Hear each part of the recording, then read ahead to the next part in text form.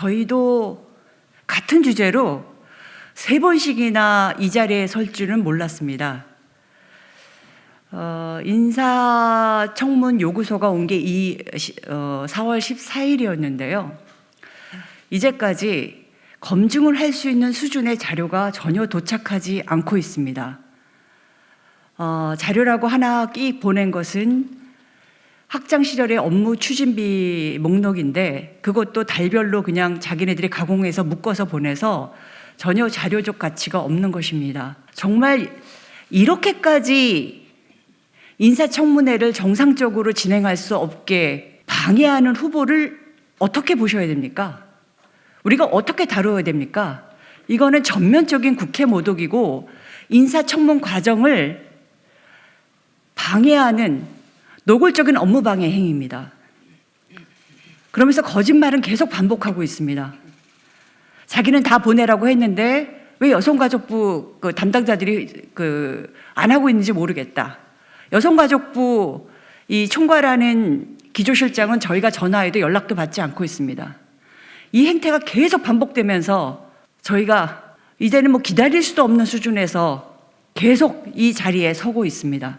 국민들을 위해서 그리고 정상적인 이 국회의 역할을 하기 위해서 최소한의 상식이 통하는 과정이 있어야 하는데 그조차도 완벽하게 막아서고 있습니다.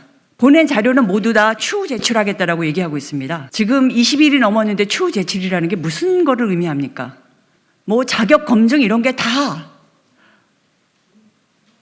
지금 쓸모없는 얘기가 되고 있습니다. 그리고 이 사람이 어떤 의식을 갖고 있고 어떤 생각을 하고 있는 사람인지도 저희가 검증할 수 없는 수준입니다. 이 정도로 국회를 모독하는 게 가능한 일입니까? 그거를 받아주고 넘어가는 게 정상적인 일이겠습니까? 정말 국민의 이름으로 이 김현숙 후보자는 처벌받아야 하고 지탄받아야 하는 그런 상태에 저희가 도달했다고 저희는 판단하고 있습니다.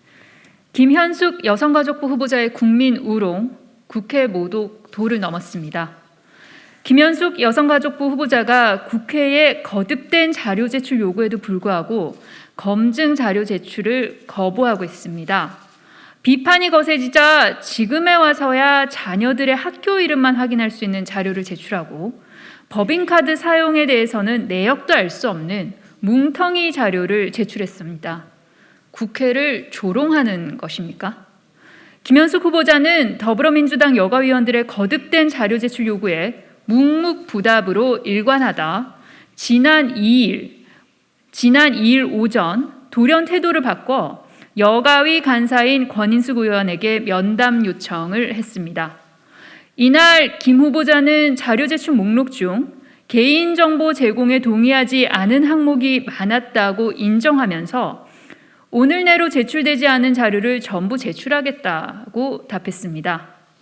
그러나 김 후보자가 면담 후 제출한 숭실대학교 재직 시절 업무 추진비 내역을 살펴보면 한 달치의 결제 금액을 한데 묶은 뭉텅이 내역서로 개별 사용처나 날짜조차 확인할 수 없는 자료입니다.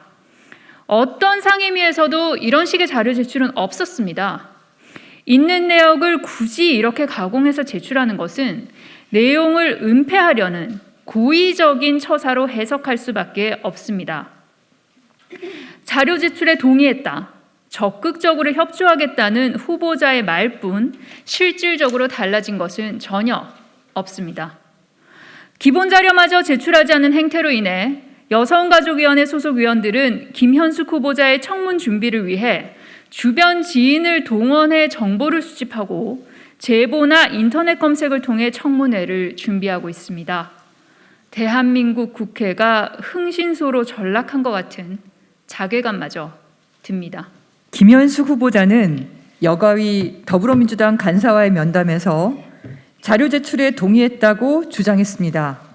그러나 여성가족부 청문회 준비팀은 후보자에게 하나하나 요구 자료를 보고하고 있다며 자료 제출 거부가 김 후보자의 지시임을 분명히 하고 있습니다. 누가 거짓말을 하고 있는 것입니까? 공무원들의 과잉 충성입니까? 아니면 검증을 피해보려는 후보자의 거짓말입니까? 인사청문회법 제12조 자료 제출 요구에 따르면 위원회는 그 의결 또는 재적의원 3분의 1 이상의 요구로 공직 후보자의 인사청문과 직접 관련된 자료의 제출을 국가기관, 지방자치단체, 기타 기관에 대하여 요구할 수 있도록 되어 있습니다. 자료 제출을 요구받은 기관은 정당한 사유 없이 자료를 제출하지 아니한 때에는 해당 기관을 경고할 수 있도록 되어 있습니다.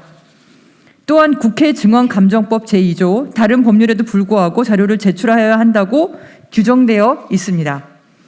만약 자료가 제대로 제출되지 않으면 인사청문회법 등에 따라서 여성가족부에는 경고를, 김현숙 후보자와 인사청문 TF 단장을 맡고 있는 김중열 기획조정실장에 대해서는 형사고발을 검토하고 있습니다. 또한 후보자의 자료 제출 거부인지 공무원들의 업무 해태인지 청문회장에 증인으로 불러 확인하겠습니다.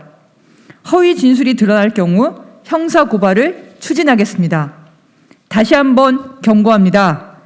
자료 제출 없이 국회 인사청문회는 없습니다.